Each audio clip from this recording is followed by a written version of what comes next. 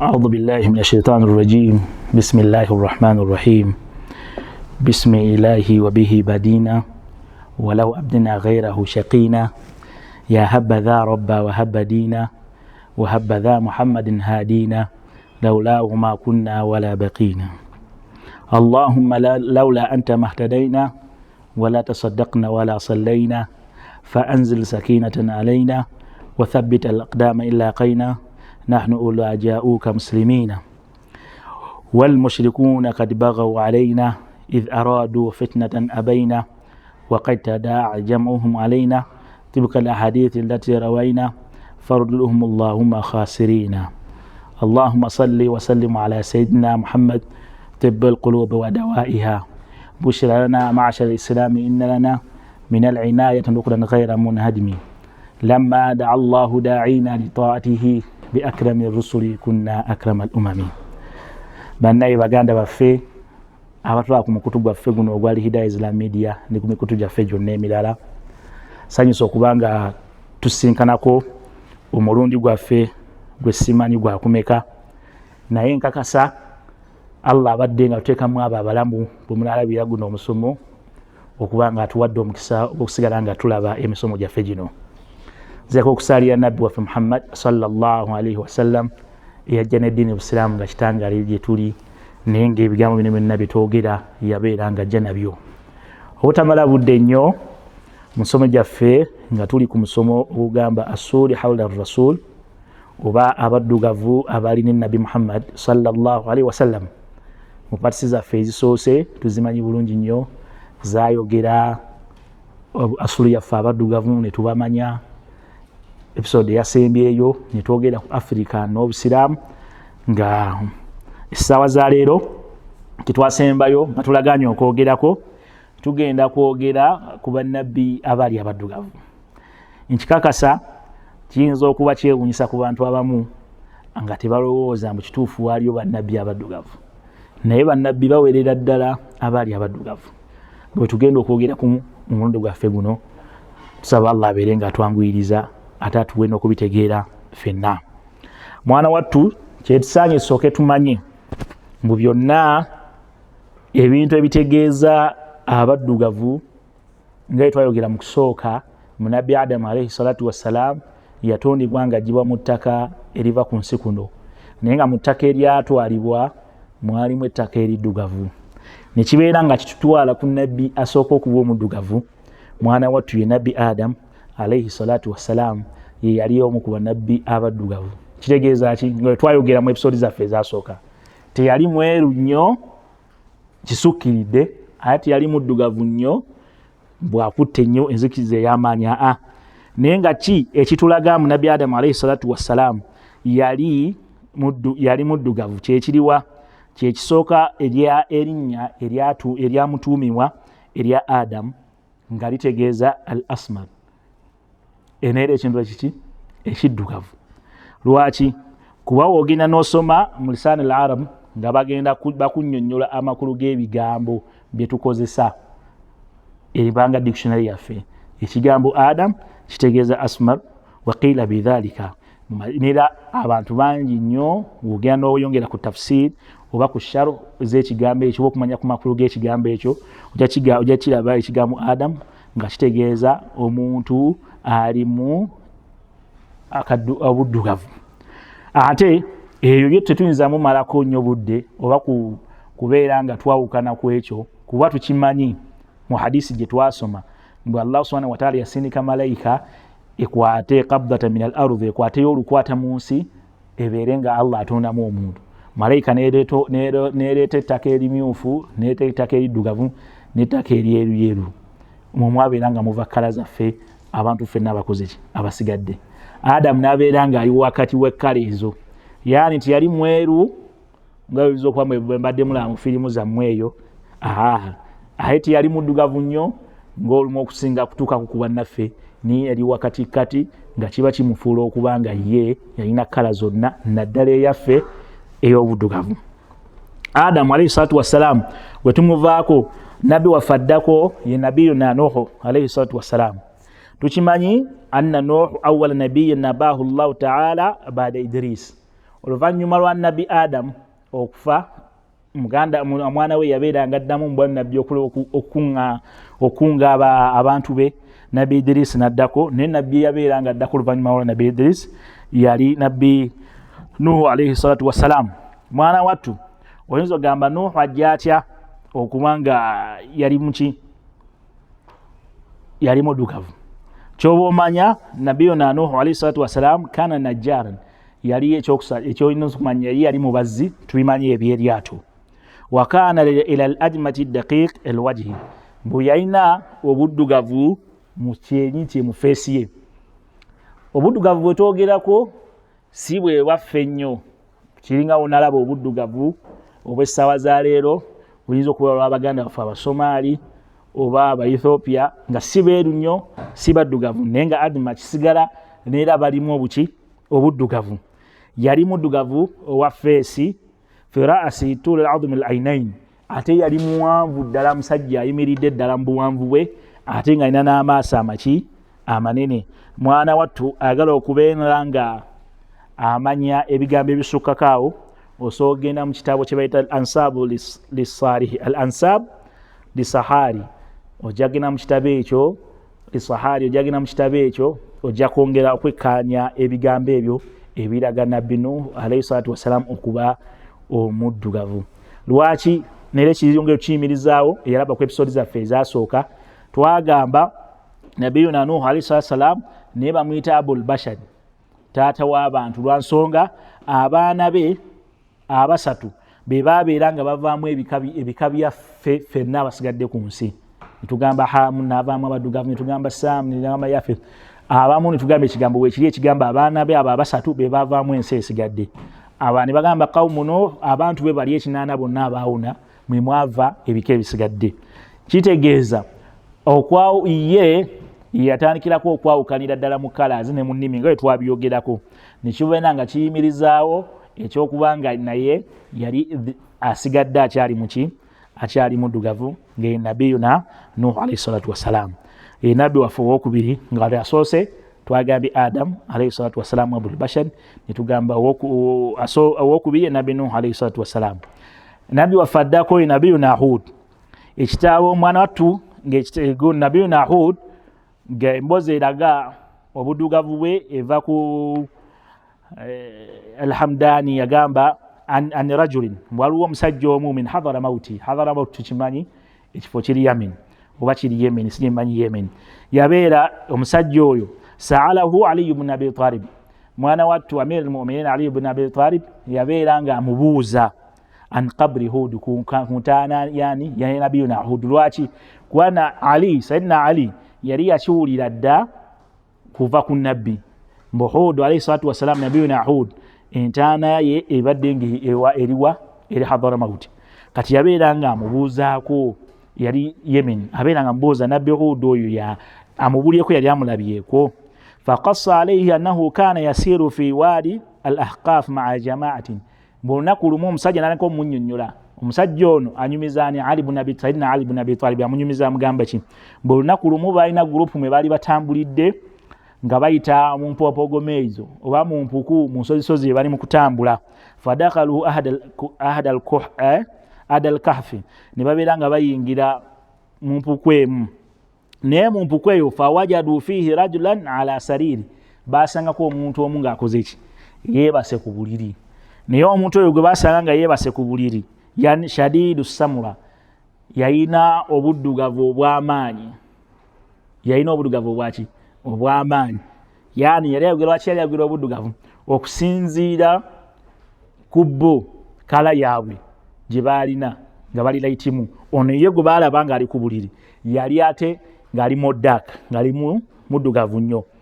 Tawilul wajhi, ng'alina feesi ye empanvu nnyo. Kad yabsa jasaduhu, mwana wattu omubiri gwe gwali gukaze, si guvunze, waliwo okukaza n'okuvunda. Emibiri gy'abannabbi tugimanyi tegifa, tegikola ki, gibeeraawo nga giri mu state ey'awakati eyaki, ey'obulamu. Kati eyo bw'atyo yabeera ng'akola ki, webasanga nabbi Hud alayhi salatu wassalam yalina omubiri gwe nga Allah agupreservinze bulungi nnyo agukomedde mu kifo nga guli mulamu bulungi nnyo naye nga wa inda ra'sihi kitabatan bil arabiyya wakati w'omutwe gwe kwaliko ebigambo nga bya Luwarabu. Jukira tumanyi ku bannabbi Abawarabu abali abanene baseera bidoba batamu nabbi Hud mwakola ki mwali kati waggulu waaliko ekigambo ekyali kiwandikiddwa ku mutwe gwe nga kiri mu Luwarabu n'agamba ana Hud amantu billah mazima ddala nze Hudu alayhi salatu wassalam nakkiriza Allah ate era nkwatibwa ennaku eri baganda bange aba Adi olw'obukafiiri bwabwe bwe balina yani aba Adi tumanyi bagana okukkiriza Allah n'abeera nga akola ki Allah n'abeera nga abazikiriza kati ebigambo ebyo byaliko nze Hudu alayhi salatu wassalam nakkiriza eri Allah naye nkwatibwa ennaku eri baganda bange aba Adi abagana okubeera nga bakola kibasiramuka ate mwana wattu n'ekigambo n'okulagira kwa Allah nalisinza kugaana okubanga akola ki ngazikiriza abantu bali ebigambo ebyo osobola bisanga mu kitabo kyayita al-a'lam lizalkari ebabeera nga yawandika ebigambo ebyo naye ebigambo ebyo tuwali twagalamu ekigambo ki pesayo n'omusajja ng'akunyumiza akulaga omuntu oli gwe baasanga nga yeebase ku buliri yali shadidu samura yali muddugavu nabbi Nuh alayhi salatu wassalam nabbi Hud alayhi salatu wassalam yali muki yali muddugavu lwaki kyongera mu maaso tukirabe abaddugavu abo ate nga tugambye nabbi Hud yali Muwarabu obuddugavu obwo mu Bawarabu butandikirawa tugenda kukirabaawo mu maaso Yemeni asulu wasinga okuwanga asulu y'Abawarabu weziva mwenna abali basomye ku tarehe w'Abawarabu ne ansabu z'Abawarabu tukimanya Yemeni asulu yaabwe gibava n'obuddugavu kuva dda nga gye buli ate nabbi Hud tumumanyi mu bannabbi abaki abaddugavu bannabbi Abawarabu naye ate Abawarabu abaddugavu mwana wattu oyo nabbi waffe owokusatu nabbi waffe owokuna bwe tusobola okuba nga twongerako nabiyuna Musa alayhi salatu wassalam bin Imran tumumanyi nabbi Musa bin Imran tumumanyi ye twamwogerako luli yazaalibwa wano waffe nawangalira mu Afrika Allah okutuusa we yamugjamu naye lwaki tugamba nabiyuna Musa alayhi salatu wassalam kana asmaran shadidu samra yali muddugavu nga nera muddugavu ti ddala lwaki lwa hadisi eri mu Bukhari ngegamba na Abdullah ibn Umar radiyallahu anhu qala Rasulullahi sallallahu alayhi wasallam hadisi eno nga ya Umar ngeri mu Bukhari Nabi Muhammad sallallahu alayhi wasallam yabeera nga agamba wa amma Musa fa Adam jathimun sabtun ka'annahum min rijali azintu mwana wattu agamba bu Musa alayhi salatu wassalam yali musajja omuwanvu ayimiridde obulungi nnyo ate nga muddugavu ewekala ey'abaddugavu ng'alinga ava mu bika ebimu ku ebyo ebika eby'Obasudaani naye ate nga muki nga Muisirayiri mwana wattu abakoze ku research eyimala ebintu byonna ebirako ku internet ebyo mwemu ku bika by'Abayisirayiri mbaana 12 mwe mwali ekika ekimu ekivaamu abaddugavu abaganda baffe Abahabasha oba Abaethiopia kyobula besaazalira Abaethiopia bafuna oba citizenship mu Isirayiri naye nga asulu yaabwe kuva dda mbaana 12 abakola ebika by'Abayisirayiri mulimu abaddugavu kale nabbi Musa alayhi salatu wassalam eyo hadisi eri mu Bukhari nabbi na Muhammad sallallahu alayhi wasallam ng'atunnyonnyola ku nabbi Musa yaani akulaga nga kituufu yali musajja muwanvu alina ekiwago ate nga muddugavu ng'alinga ava mu kika ky'abani ekika ekimu ebyashanaun ekiri mu Sudan neera wanhu sallallahu alayhi wasallam waliwo ekigambo ekirala ekyogera ku nabbi Musa alayhi salatu wassalam nga iyo hadisi gye tumanyi ffenna eya Isra wal Mi'raj Nabi sallallahu alayhi wasallam yatunyonnyola olugendo lw'omu ggulu yabeera nga nnyonnyola buli nabbi gwe yasanga n'abeera nga amuwasafa amugerako amutenda ono ali bw'ati ne bw'ati ne bw'ati kati mu bigambo ebyo byonna mu Isra wal Mi'raj bye yayogera neera faraa Musa Adaman neera we yalaba Musa Nabi sallallahu alayhi wasallam bwe yalaba nabbi na Musa yamulaba nga neera ali mu kala ey'abaddugavu mu hadisi ffenna gye tukola ki gye tumanyi ya Isra wal Mi'raj tugenda twongera okubeera nga tukola ki nga tugisomako ate nga twagambye ekigambo Adam oba al-adma kitegeeza ekintu ekiri dark oba ekiri black ogenda okebera mu kufunula kwakyo okw'Oluwarabu. Kati nabiyuna Musa alayhi salatu wassalam n'abeera nga akakasibwawo hadisi entuufu ffenna zitumanyi olw'okubanga yali mu abo abaddugavu. Neera yali musajja muddugavu alina n'enviiri ezaali nga si za munyererese, ezaali teziseerera zonna wabula zaali za kkale tetumanyi ezirimu amavunyavunya ng'ezaffe lwakuba ezo zaali muki zaali mpanvu nnyo. Neera hadisi nnyingi nnyo tusobola kuzimalayo ezoogera ku buddugavu bwa nabiyuna Musa alayhi salatu wassalam. Mwana wattu nabbi waffe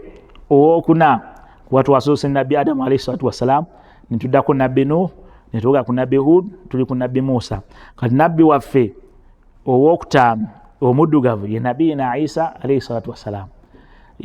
Muyinza okukyewuunya kijja kitya okubanga naye muddugavu. Mwana wattu ndowooza mwalabye ku mawulire kumye ku bigambo ebyewunyisizza ensi.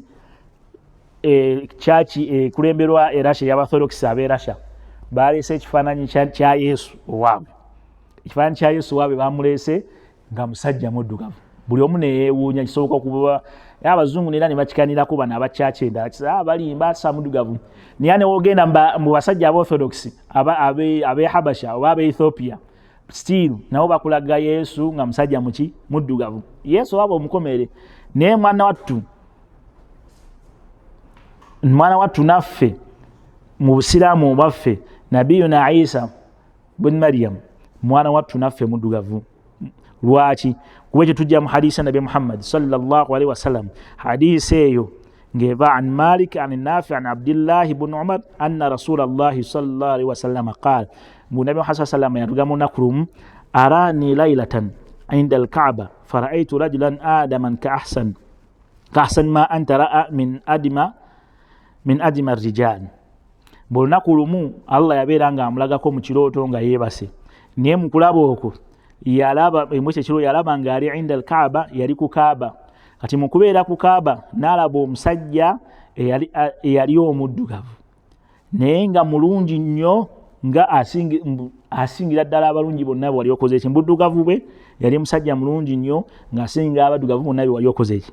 bye wali olaba. Naye amulaba omusajja oyo agenda omulaba nga agenze ku mazzi, okubeera nga anywa ku mazzi naye ng'alina n'abantu abalala babiri baali nabo nga bali mu kukola umura. Kwe kubuuza ani oyo. Bwe yabuuza ani oyo ne babeera nga man hadha, qiila hadha Masih ibn Maryam. Namugamba oyo Masih ibn Maryam. Naye hadisi eyongerayo maaso ng'egamba alina omulala omusajja gwe yalaba nga alina enviiri za kaweke, alina eriiso limu, ali awo tategeerekeka. Ne babuuza ani oyo, na hadisi fena emanyikiddwa. Ne bamugamba ye Masih Dajjal. Tugimanyi. Naye hadisi obukulu bwayo tubadde twagala muki? Tubadde twagalamu ebigambo ebiraga nabiyina Isa naye yali mu abo bannabbi abaddugavu. Mwana wattu abo bannabbi bataano butwogeddeku abaali abaddugavu. Bwe tusembyayo nga teyali nabbi, bagamba nabbi ebigambo byawukana ku ye, yali nabbi abagamba yali musajja mulongoofu, bagamba ani? Luqman al-Hakim. Nange hadisi ng'eva Said ibn Musayyab agamba kana Luqman min Sudani Masri, yali ava mu Sudani ya Masri, yani mu Nuba oba wava Abanubi, asuli y'Abanuba weeva oba Aswan,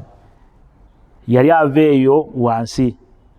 Allah subhanahu wa ta'ala yabeera nga amunaamako neki, yabeera nga yamuwa al-hikma, yamuwa amagezi ag'okubeera nga ategeera mu ntegeero ey'enjawulo okusinga ku banne, ate n'amuwa n'obwannabbi. Ebyo bigambo nga biri mu bidaya wa nihaya. Neera fi tafsiri n'obisanga gambo ebyo byennyini osobisanga ne mu tafsiri ya Ibn Abdussalam ng'ayogera ku aya egamba walaqad atayna Luqmana hikma, nga aya wegendayo mu maaso yakugamba nga faqala lahu Ikrima agamba mu mazima ddala Luqman al-Hakim gwe tumanyi, Luqman yayogerwako mu suratu Luqman gye tumanyi yennyini. Allah subhanahu wa ta'ala yali yamuwa amagezi n'amuwa biki, naye yali ki? Yali musajja min Sudani Masri, yali ng'ava mu Sudani eri Masri. Yategeeza ki? Bategeeza Sudani kuba yonna Masri yali ngaze okutuukira ddala ino Sudani. Waba kye baba bategeezaamu kuleeta mbu yali musajja muki? Muddugavu au Nubian. Era bakyongerako mu bigambo Ikrima era avunne aya yakyogerako Allah yamuwa amagezi n'amuwa n'obwannabbi au kana abdan habashiyan abamu bagamba yali muddu nga muhabasha yani nga mu Ethiopia abamu bagamba mu Nubia bagamba yali mu Ethiopia kana ra'iyan au najjaran au kana fima baina Isa wa Musa alayhi salatu wassalam bagamba yali mubazzi abala bagamba yali mulimi abagamba yali muluzi ne Allah subhanahu wa ta'ala ye nabbi gwe yabeera nga asindika wakati wa Isa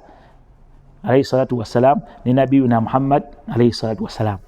kiregeeza ki wakati wa nabii Muhammad sallallahu alayhi wasallam ne nabii Isa kwa tusinga okumanyika nabii Isa yabeera nga asembayo nabii na Muhammad sallallahu alayhi wasallam abeere nga ajja wabula lwaki tusobola otwala ekigambo ekyokubanga Lukman asobola okuba nabbi mwana wattu ku bigambo bye twasomako nyiza okuba tetwabisomako wano twabisomako n'abantu abalabe tuwangala okutegeera alfaruku baina nabiyyi wa rasul enjawulo eri wakati wa nabbi n'omubaka bweri banjawulo wabula ekigambo ky'osinga okutwala ky'oba omanya mu nabbi yenna tasobola kubeera rasul but rasuli yenna ateekeddwa okubeera nga nabbi ate nabbi banji nga tumanyi mu Qur'ani Allah bwatunyonyola mu Qur'ani buba nabbi banji Allah byabeera nga akola ki yerekereza n'ataboogerako ne batamanyika ne ate alina bamu yabeera nga anyumiza ku nabbi Muhammad sallallahu alaihi wasallam kati bwogazi wa mbitawo mu kusoma abantu banji abeera nga bakola ki bakwogerako nga bakunyonyola bannabbi ab'enjawulo nga Lukumani Bashamuwin baani bannabbi banji nga tebaliimu nnyo mu bitabo bino nga Qur'an niye ate ng'osobola basanga bitabo birala nga bayita bannabbi kati abo bonna be bannabbi botogeddeko abaddugavu wabula tuli ku mulamwa n'ekigendererwa kya dalusi yaffe eno kubanga tuteekateeka gwe muganda wange andaba n'abasigadde bonna mumanye nimbu naffe abaddugavu tuyinako ekyamaanyi kye tuli mu busiraamu muno singa bannaffe enjiri gye batambuza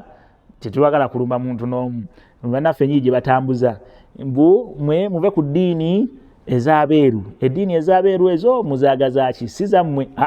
obusiraamu bwa ddiini zonna n'okubanga bwa ddiini zonna kikulaze nga tuli mu kwogera tutandikidde mu ntandikwa y'okutonda nga olagibwa omuddugavu kuva mu ntandikwa nga gy'oli kitegeeza watandika n'obusiraamu kuba obusiraamu bwe bwatandikira ddala ku nabbi Adamu alayhi salatu wassalaam ne tujja bano ne twogera mu episode zaffe ezisembeyo twayogera engendo zaabo ze baatambula bannabbi nga bajja eno mwaffe mbaddugavu nga ki ekibaleeta kufunayo obutebenkevu ate ne basaasanyizayo obusiraamu ne tugane ku lugendo ku lw'abasahaba kitegeeza awo n'obusiraamu nga butubeeramu ate kale essaawa zaali twali twogera ku basenguka ku jja eno mbaddugavu kale twogedde ku bannabbi nga baki nga baddugavu kyokka kyongera okugaziyiza n'okulaga bumazima ddala abaddugavu tulina omugaso ate n'eddiini eno etukwatako kuba ne bannabbi abaddugavu bakola ki baaliwo kati saagala obeereeyo ng'olimu okutya kituufu obusiraamu kuva dda nga butambula n'obuddugavu bye bigambo byange benjagadde obasibira olwaleero twebaza baganda baffe munna abatulaba n'abawadde obusomo n'okwegiriza ebigambo bino osobola okwongera n'olaba ebisukkawo ku ebyo naye tubyogedde ne twogerako n'obujulizi oyimiriza bye twogera tusaba Allah abe nga atuwa okuyigamu nebaza muganda wange Rajab Sodaisi Kigozi muganda waffe atuyamba okukwata emisomo ne baganda baffe bonna betuteekateeka nabo emisomo gino tusaba nammwe twebaza ne baviewers baffe tubasaba mulaikinge pages zaffe eza Al-Hidayah Islam Media ku Facebook, ku TikTok ne ku YouTube okwengera okumanya emisomo nga gino ku nsonga zino saako n'okwenula TV yaffe olutimbe olwaffe olutimbe olw'emirembe olwa Salam TV ng'otugenda okusanka emisomo gino emirungi weegiti nnyo timwerabira episode yaffe eddako tusuubira okwogera Nabbi na Muhammad sallallahu alaihi wasallam muddugavu si muddugavu lwaki si muddugavu lwaki mweru naye nga kyoba omanya aliko ebigambo bingi nnyo amanya nsigadde Sheikh Abdul Wahid Musoke Al-Azhari wa assalamu alaikum wa rahmatullahi wa barakatuh.